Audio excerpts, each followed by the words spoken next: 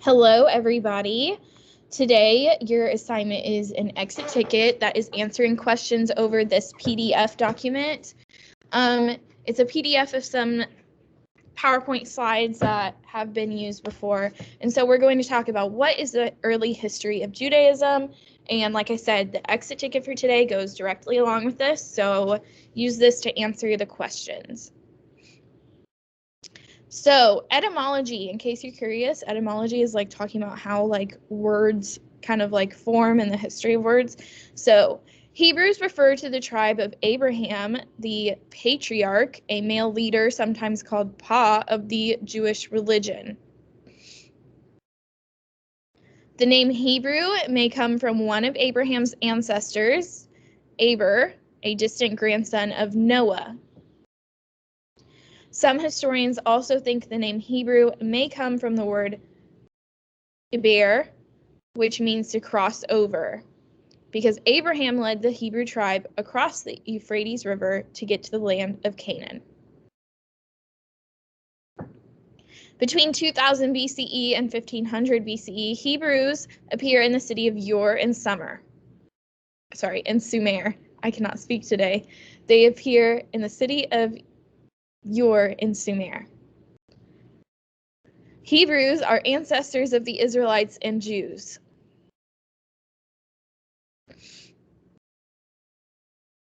Judaism is the monotheistic religious tradition passed down from the Hebrews.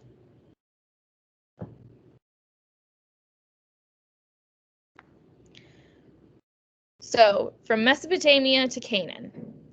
Abraham, the founder and prophet, leaves Mesopotamia. He comes to Canaan, sometimes called the Promised Land, an area on the eastern Mediterranean, called Palestine today. So that's where modern-day Palestine is. Abraham has two sons, Ishmael and Isaac.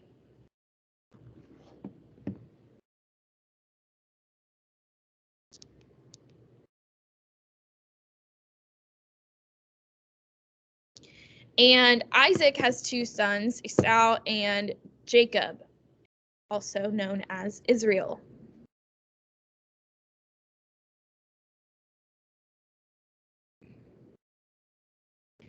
The migration of Abraham, this is kind of showing the map from Mesopotamia to Canaan. So you can see over here is Ur and Sumer, and the path that may have been taken to come to Canaan.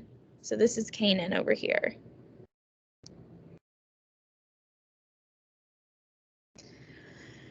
From Canaan to Egypt, because as we talked about already, the Israelites do end up in Egypt. So Jacob has 12 sons and a daughter. In order from oldest to youngest, they are Reuben, Simeon, Levi, Judah, Dan, Naphtali, Gad, Asher, Issachar, Zebulun, Dinah, which is the daughter, Joseph, the son of Jacob's favorite wife, and Benjamin. Jacob's sons become the 12 tribes of Israel. So his 12 sons become the 12 tribes of Israel. Joseph comes into great power in Egypt.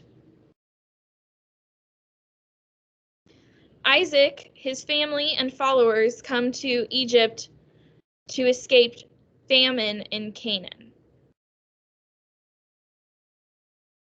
Over time, the pharaohs fear the Israelites and enslave them.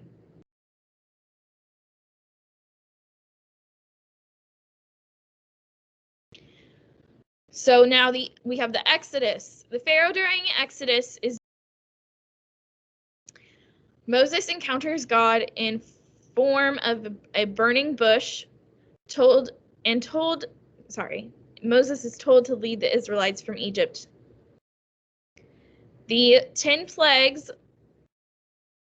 occur, and the last is connected to the holiday of Passover.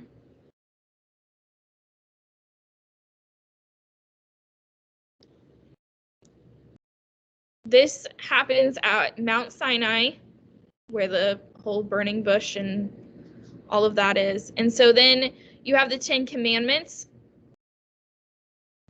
which is a code of moral laws. We talked about the 10 Commandments yesterday. It's a code of moral laws. And the Israelites had to conquer Canaan.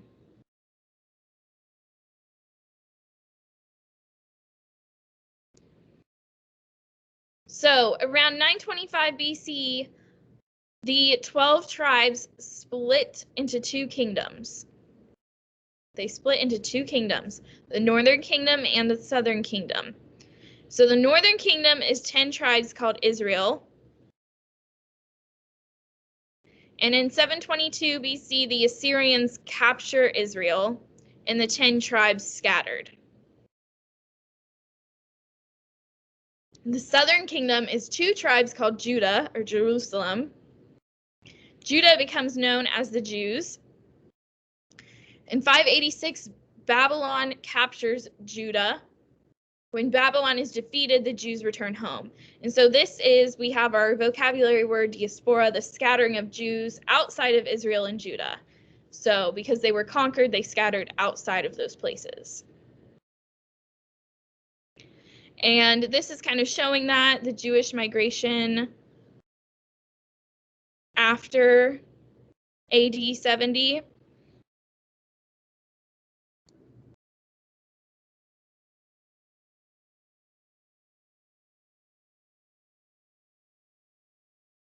And a lot of these we've already talked about yesterday as well. So then we have the Romans. After their return to Jerusalem, the Jews rule themselves for 100 years. Eventually, the Jews are conquered by the Romans. Jews rebel 3 different times. The Romans win. They enslave many Jews, and many Jews flee Jerusalem.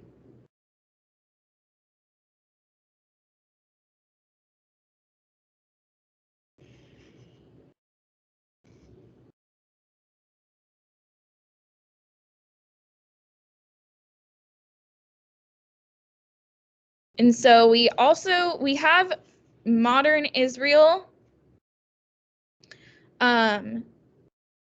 So Israel is kind of a place where the Israeli people and the Palestinian people have kind of, gone back and forth on who's going to have like the most land. And so these little like maps down here kind of show how over time Israel has changed and how the Palestinian land has changed. So in 1947, so this is like post World War II, we see Palestine has the most of this land, but there are Jewish settlements in the area. And so then the plan to kind of like separate things between Israel and Palestine is shown here, and then you kind of just see how it's like changed over time into present time. And obviously more of the land is Israel now, and it's Israeli than Palestinian. So that is the slides that you should look at for today, and answer your exit ticket questions. That's like the main activity that we're doing today. So make sure you get all of those answered and submitted, and then that should be everything that you need for today. So thank you. Have a nice day and a nice weekend.